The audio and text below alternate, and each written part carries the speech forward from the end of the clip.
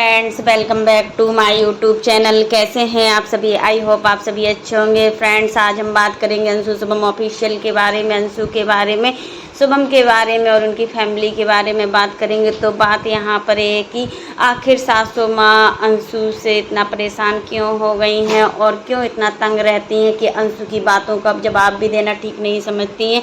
तो फ्रेंड्स, इसके लिए आप मेरे वीडियो पर बने रहिएगा और वीडियो को एंड तक देखना ना भूलिएगा।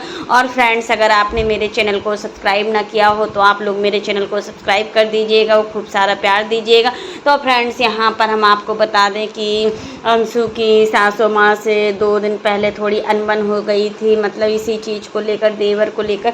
अगर कोई किसी की लड़की को कुछ बोलेगा तो सबसे ज़्यादा प्रॉब्लम किसको होती है? सासू माँ को। सासू माँ अपने लड़के के पीछे कुछ भी नहीं सुन सकती है, क्योंकि बहू तो होती है दूसरे घर की और बहू को नीचा दिखाना ही हर सास की एक मतलब बहुत ही बड़ा काम होता है। अगर वो ये काम नहीं करेगी तो बहुत उसको प्रॉब्लम होती है हर चीज़ से। तो यहाँ पर वही सब हम दिखा रहे हैं आपको कि अंशु की जो सासू माँ है, अगर अंशु अपने देवर से कुछ भी बोल देती है तो यहाँ पर सबसे ज़्यादा प्रॉब्लम होती है इनकी सासू माँ को, क्योंकि सासू माँ अपने लड़के के लिए कुछ भी नहीं सुन सकती, या वो फिर शुभम हो या फिर वो सरकार हो, किसी के लिए कुछ नहीं सुन सकती है। अगर बहू कुछ कह देगी तो नहीं सुन सकती, अगर बेटी कुछ बोल देगी तो तुरंत सुन लेगी और तुरंत जवाब दे देगी। यही सब चीज़ अंशु के साथ भी हो रहा है। अंशु इन सब चीज़ों से बहुत तंग आ चुकी है। मतलब अगर उसमें बचपना है तो आप उसको वो उस प्रकार का नेचर दीजिए, मतलब ऐसा एटमॉस्फेयर बनाइए कि वो अपने नेचर को सुधार सके।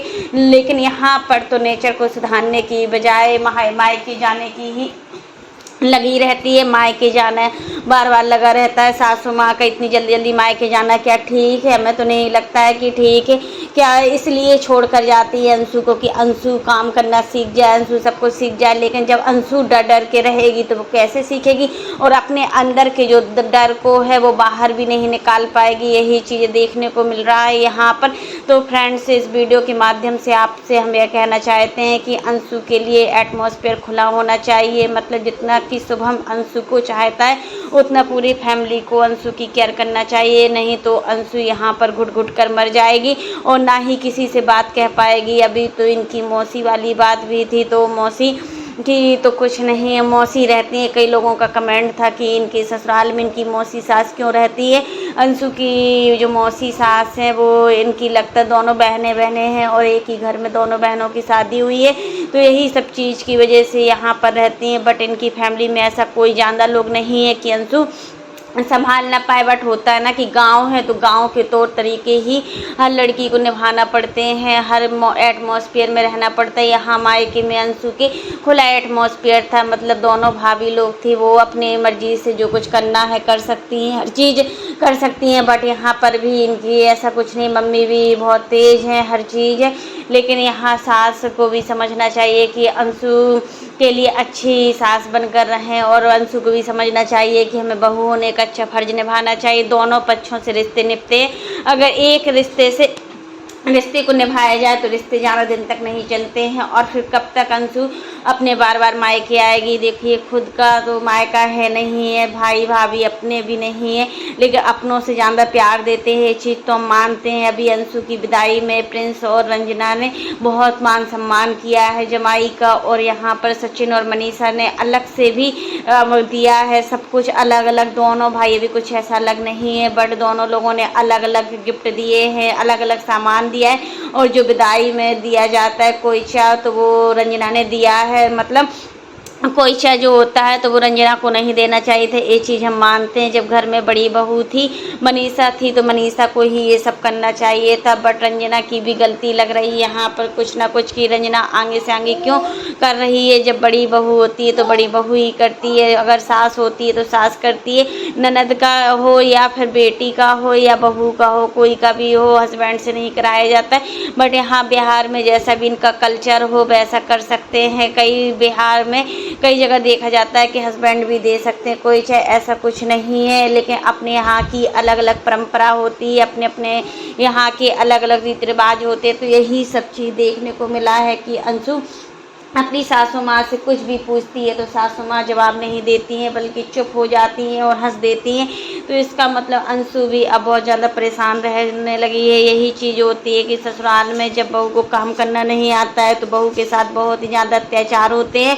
और अंशु को सच में काम करना नहीं आता है, बट वो सीखने की कोशिश कर रही है। यह क्या काम है क्या?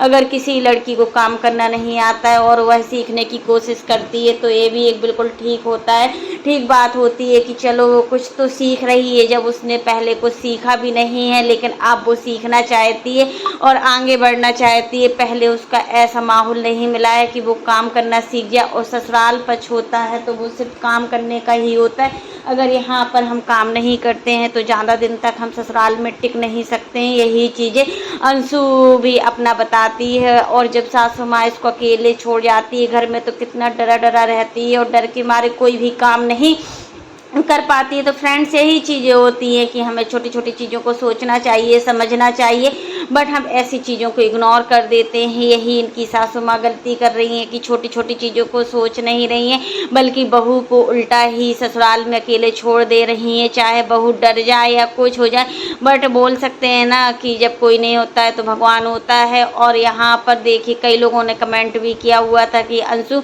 तुम डरो मत, तुम आगे बढ़ो, तुम्हें आगे बढ़ना होगा और इन सभी चीज़ों का डटकर सामना करना पड़ेगा। अगर तुम इन चीज़ों का डटकर सामना नहीं करोगी तो लोग तुम्हें पागल समझेंगे।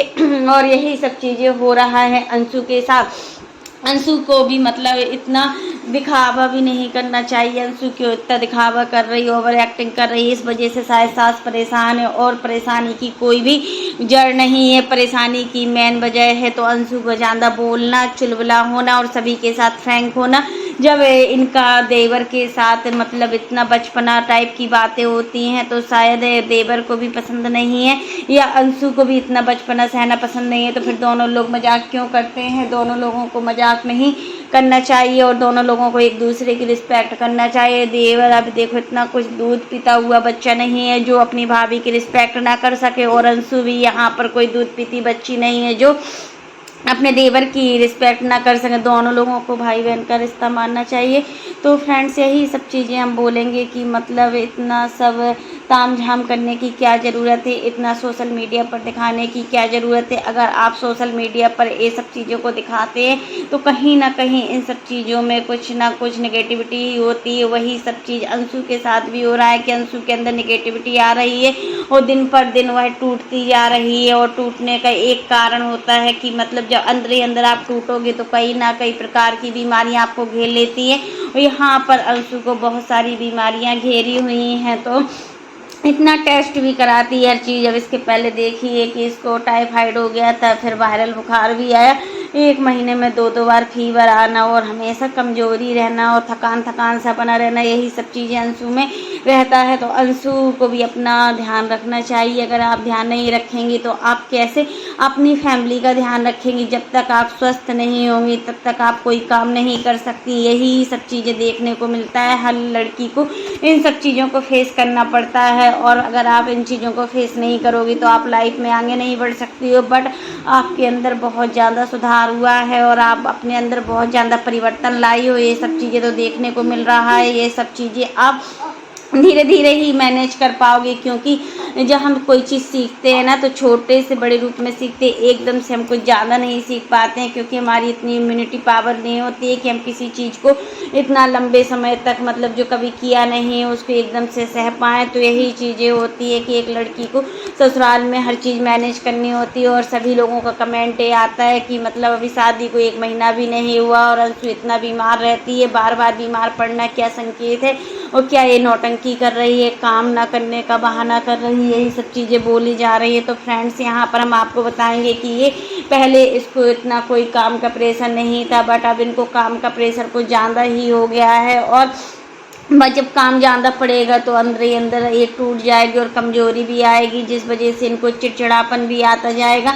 और इस चिड़चिड़ापन के कारण ही अंशु मतलब बीमार रहती है, वीक रहती है, तो कुछ भी बोल देती है। बट कई लोगों का तो ये भी कमेंट आता है कि ये सब कुछ व्यूज पाने के लिए ही करती हैं, अगर व्यूज इनको नहीं मिलेंगे तो ये कैसे रह पाएंगी और क्या दिखाएंगी सोशल मीडिया पर। तो ऐसा नहीं है, अगर वो दिखा भी रही है तो अच्छा लगता है सब कुछ, लेकिन आप इतना मत ओवर एक्टिंग कीजिए कि मतलब कोई आपको ज़्यादा से ज़्यादा कमेंट करे। तो फ्रेंड्स आज के लिए बस इतना ही। कैसा लगा आपको मेरा वीडियो पसंद आए तो लाइक कर देना, और अगर आप चैनल पर न्यू हो तो चैनल को सब्सक्राइब करना ना भूलना। फिर मिलते हैं नेक्स्ट वीडियो में, तब तक के लिए बाय, टेक केयर। और इसी प्रकार के नए नए वीडियो को देखने के लिए आप मेरे चैनल पर बने रहिए और मेरे चैनल को ज़्यादा से ज़्यादा सपोर्ट कीजिए। फ्रेंड्स आप लोग मेरे वीडियो को देखना तो बहुत ज़्यादा पसंद करते हो, बट आप लोग मेरे चैनल को सब्सक्राइब करना भूल जाते, इसलिए आप लोग मेरे चैनल को ज़्यादा से ज़्यादा सपोर्ट कीजिए और मेरे वीडियो पर बने रहिएगा। तब तक के लिए bye, take care, all of you.